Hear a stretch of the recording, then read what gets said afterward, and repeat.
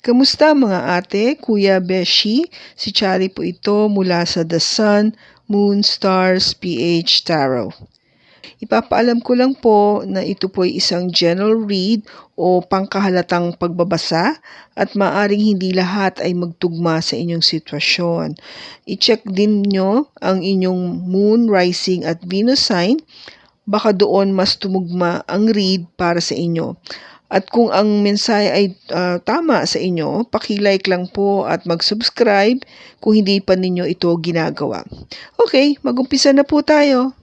Hello po mga ate ko Beshis, kamusta na po kayo? Dito ulit ako si Chari para gumawa another reading, and this is for the sign of Pisces, Sun, Moon, Rising, and Venus. And of course, welcome po yung mga cross-watchers ni Pisces at yung mga bago po nating viewers.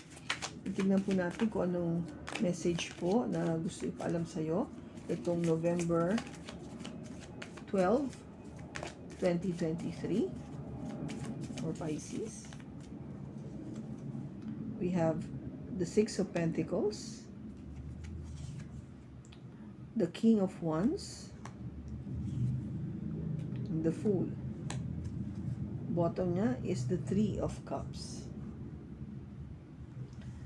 Okay, Pisces, so there is this equal give and take, no? Na gusto mo talaga na matupad, na mangyari. Kung ito man ang nangyayari ngayon, which is good, dahil ito yung gusto mo talaga.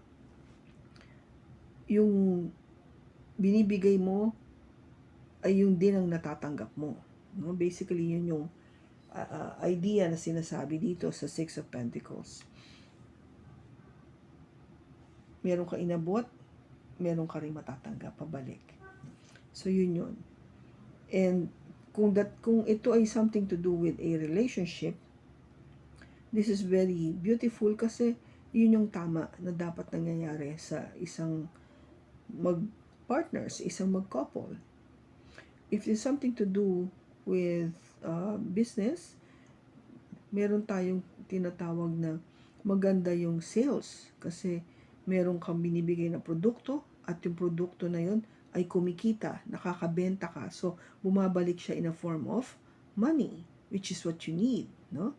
To assess yung profitability ng business. Now, if it is something to do with work, ganun din, no? Sa iyong trabaho, may equal give and take. In other words, yung management can see yung efforts mo. That's why they are giving you that opportunity to level up o itaas yung position mo or taas yung sweldo mo because you, in return, is working very hard for that promotion, okay, or for that increase in salary. So, maganda yung umpisa natin. It's really something na worth balancing, no? Parehong patas na patas, no? And maybe because with the King of Wands, this energy kasi is really determined, no? Determinado siya, creative, and also confident to do whatever na gusto niyang gawin. Very decisive. Kaya, hindi imposible na you'll succeed, no? Exactly what you are doing or getting is because of this energy na binibigay din ng King of Wands. This is also an energy coming from a fire sign, Aries, Leo, or Sagittarius, o baka meron sila nito sa kanilang chart. O baka meron ka nito sa iyong chart, Pisces. Kaya nga kung ikaw, no, if you're experiencing this now, it means that because of all these good qualities from this King of Wands, plus your qualities as a Pisces, kaya kung gaba parang nakukuha mo to, no, you'll be able to get this equal give and take from that relationship or from that business or from that work. Now, with the Fool, of course, because you took that risk, no, nilakasan mo yung loob mo. You said to yourself, I will do what I know I should be doing with all might, with all courage, no? With all my strength, gagawin ko yon. I will move forward, no looking back. I will just do my best. Parang sige lang ako, no? Yun yung this is really taking that leap of faith. Kasi kung gaba, before, sabihin natin na medyo hindi ka sure do sa relationship na to, but parang sige, magtignan ko kung anong mangyayari sa amin dalawa. And somehow it paid off kasi okay naman yung relationship. Sabi mo, sige, I will apply. Tignan ko kung magiging okay sa akin tong position na to o sa company na to. And it paid off because management have seen your capabilities, your potential, your output.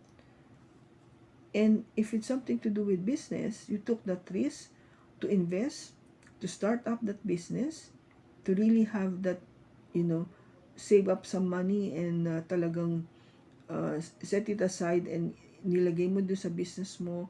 You believe in your product, you believe in your services, kung ano man yung ino-offer mo. You took that risk, no, to let the market know kung sino ka or your company, and it paid off. Kung ba parang lahat ng efforts na yun na naisip mo because naglakas ka ng loob, talagang kung ba ngayon is yung time to receive that money, time to receive that reward. Okay? Kasi hindi ka nagdalawang isip. Hindi ka natakot. Kundi nilaksa mo loob mo at sige, gagawin ko to. Humakbang ka eh. Kung ba parang hindi ka lang nag-baby steps, kundi humakbang ka talaga at para sabihin na gagawin ko na to. Now, because of what as yung output niya, kung yung energy na nakikita natin, this calls for a celebration with the Three of Cups, no? Kasi makikita mo na talagang maganda yung output. You've received all this recognition, this increase in salary, yung equal give and take within the relationship, profitability pagdating sa business. So it's really something worth celebrating, no? And money won't be tight anymore. Hindi ka na magiging ganito na parang wala, no, yung hindi ka makapag, sabihin natin yung being very stingy kasi nga konti pa yung pera, but you won't be feeling this way anymore kasi yung pinasok mo na trabaho or pinasok mong relationship is really something that would be very abundant for you. Magbibigay ito ng abundance, no? Bakit ko nasabi? Because this is the Empress. The Empress is all about love and abundance. This is both sign of Taurus. Okay? Ang Taurus kasi is really somebody na talagang they will work hard for it. They will make sure they'll be successful and they would see that in terms of yung material things, yung ano yung katumbas ng pinaghirapan nila. Talaga mag-iipon sila noon. Kaya, really worth celebrating, no, Pisces? Kaya, good for you. I'm happy for you na magiging maganda yung outcome. Okay? So, whatever this endeavor that you are into, things are really looking very good. Okay? Just continue doing it and always have faith and work hard and be creative. Give your best foot forward. No? Bigay mo lahat ng galing mo and it will pay off. It will pay off. It will pay off. No? You will be happy celebrating with your friends, family, loved ones, colleagues, business partner, etc. Okay? So, ito po yung ating November 12 reading 2023. Maraming salamat sa pagsama mo sa akin sa pagbasa na ito. Sa susunod po muli, ingat ka and God bless.